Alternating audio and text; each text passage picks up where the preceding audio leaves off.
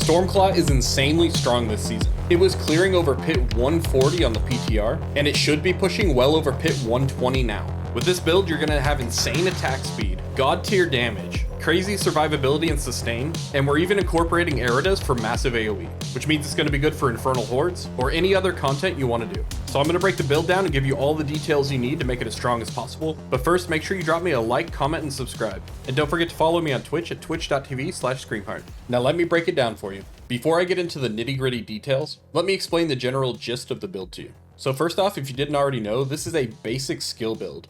So we're using Claw and another skill called Storm Strike, but we're using them at the same time. So when we attack with one, we're attacking with both. And that's happening because of Great Staff of the Crone. But this is the first season where we've been able to take Great Staff of the Crone off of our two-handed weapon slot and move it to an armor slot. And if you don't know much about how builds work in this game, that is huge. The weapon slots are a ton of damage because not only do they offer an offensive aspect, and if it's on a two-hander, that aspect's effectiveness is doubled. Either that, or if you're using one-handers, you get two aspects. So because we're able to move the Crone, we're able to use Shard of Wrathiel, which is another unique, and an aspect. Not to mention you get the additional weapon tempers, which are also extremely good. And I'll go into the details of what the rest of these do here in a bit, but I want to go over the core of what makes this build tick. Almost everything else here is just giving us extra damage. But we are using Eridas, which makes it to where when we use our ultimate, we pull all enemies from quite a ways away directly to us. But this also has a damage component, which means you might just kill those enemies half the time, and you won't even need to attack them once they get pulled.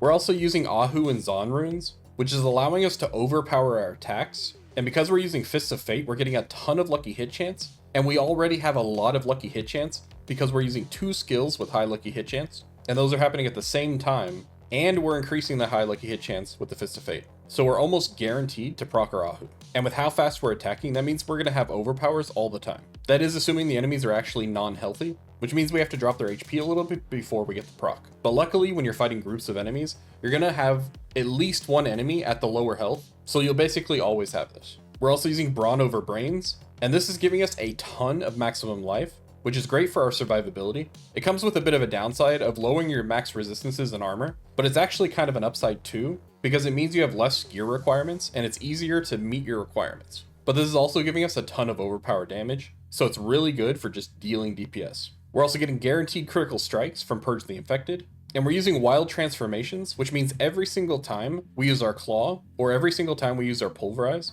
we're casting either our Blood Howl or our Debilitating Roar.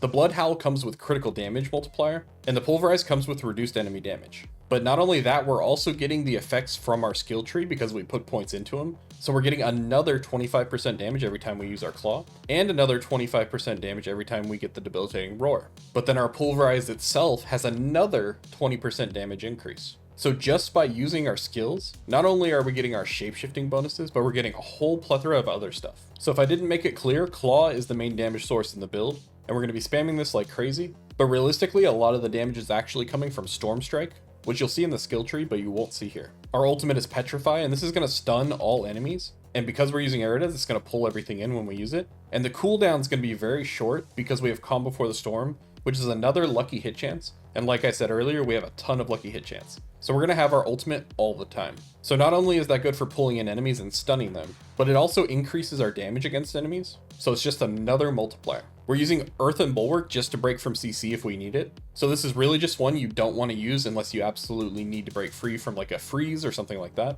We're running Cyclone Armor so we can deal a bit more damage. This one does have a downside that it pushes enemies away, so this is more for bosses. But you could use it on elites, and it probably wouldn't be too much of a problem, especially since we're dragging everything back with our Eridas. Our Hurricane's going to reduce enemy damage, but it's also going to activate the effect from our Pain Gorger's Gauntlets, which is a pretty big multiplier, so definitely worth having that active. And I'm hoping this is enough combined with our other stuff, but we may run into issues where this doesn't have enough uptime and we're not getting enough effect from our Pain Gorgers. So that's something I'm going to consider and maybe try and get some more cooldown reduction into the build. But considering we have cooldown reduction on our Pain Gorgers and our Crown Evolutions naturally, we should be doing alright. But the Crown Evolution doesn't have really good stats on it, so maybe I'll readjust this and put my Masterwork bonuses recommended into the cooldown reduction instead. By the way, I have a mid-game tab here, and this one uses a lot less uniques, and in fact you don't need any of these uniques.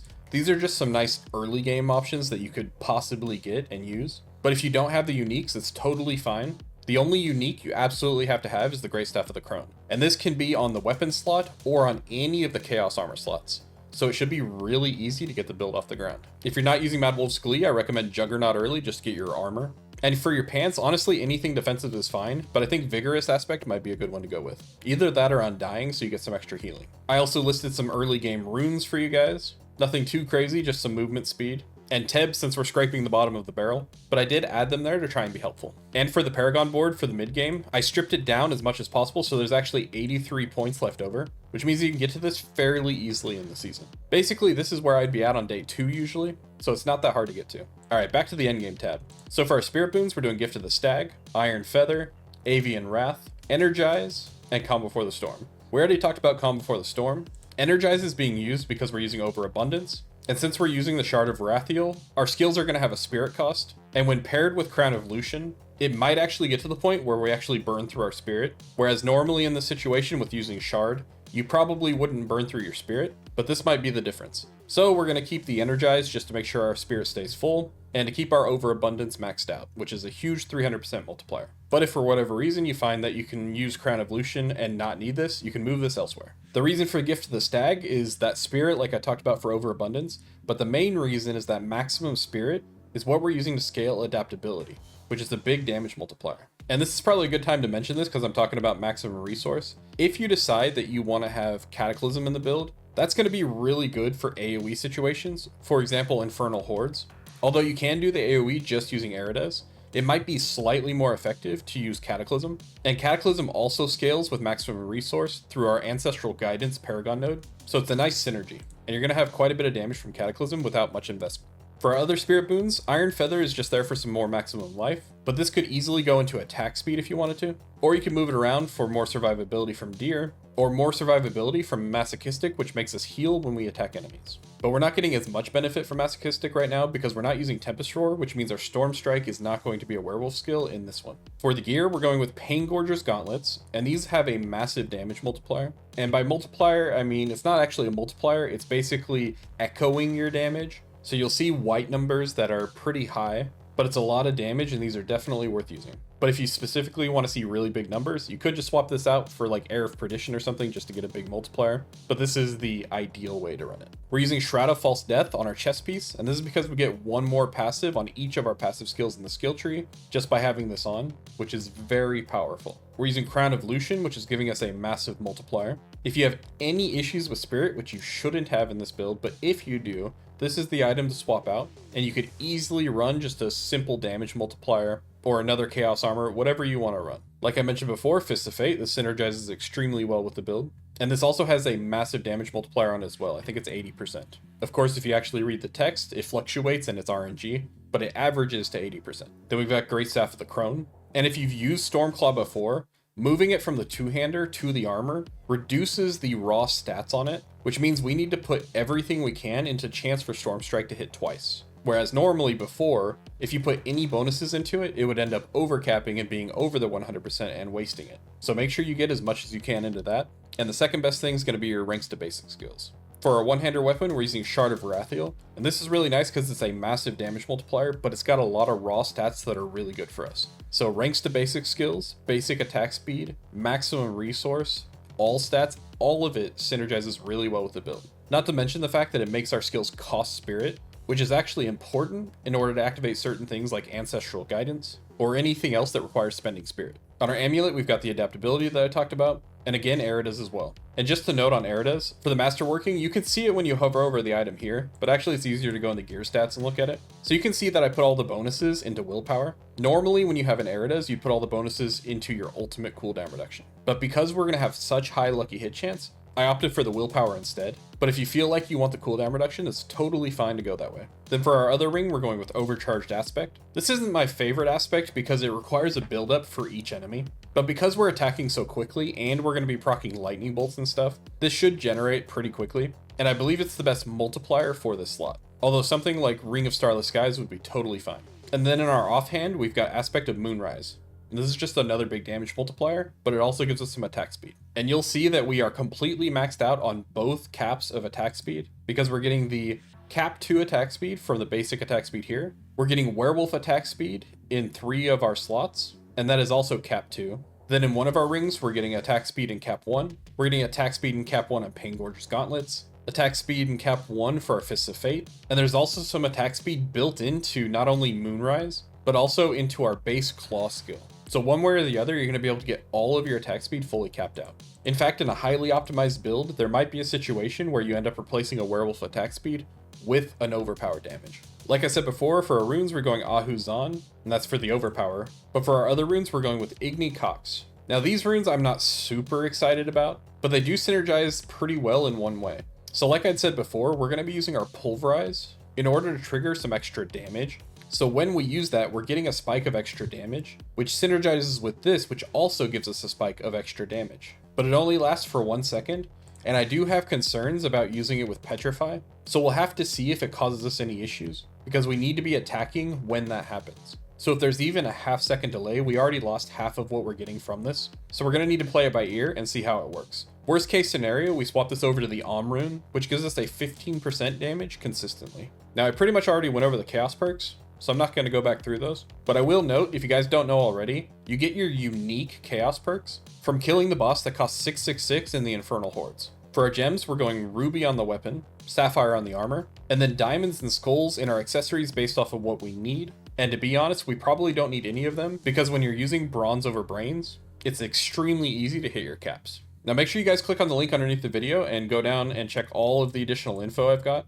I've also got the attack speed breakdown, Mercenaries, and even a changelog. For the skill tree, we're maxing out both our Storm Strike and our Claw. Keep in mind that for our Storm Strike, we're going into Wild Storm Strike instead of Fierce Storm Strike. And that's because we have such reliable lucky hit chance that our Fists of Fate will provide all of the vulnerable we need. So we don't need that, we get extra chaining. So it's just more damage for AoE. And by the way, just to emphasize how cool this build is, not only are we attacking extremely quickly, not only do we have a chance for our Storm Strike to hit twice, but we also have a chance for our Claw to strike twice. So when you stack all that together, it's really crazy. And I didn't mention it before, but we've also got a chance for Claw to deal double damage. So there's just so many little pieces to this that's really cool. We're doing the 3 points into Pulverize just to get Raging Pulverize. This is the one that gives us the extra damage every 5 seconds. Sorry, misspoke, every 10 seconds, but it lasts for 5 seconds, so it's up half the time. But I still recommend using Pulverize every 5 seconds, because you want to make sure your Debilitating Roar is active, and it only lasts 4 seconds. We're also doing 2 points into Bulwark just to get the Unstoppable.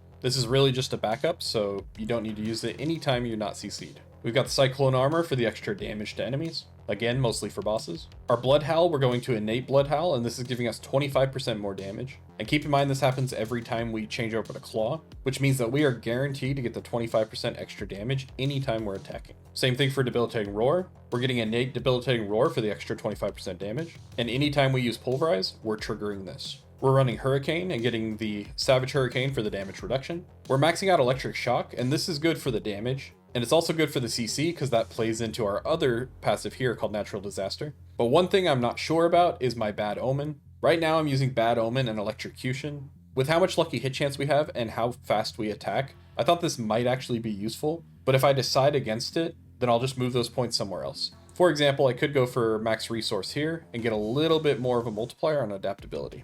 Or go here and get some survivability. Actually, I might put it in this one because Heightened Senses is going to give us the survivability and movement speed.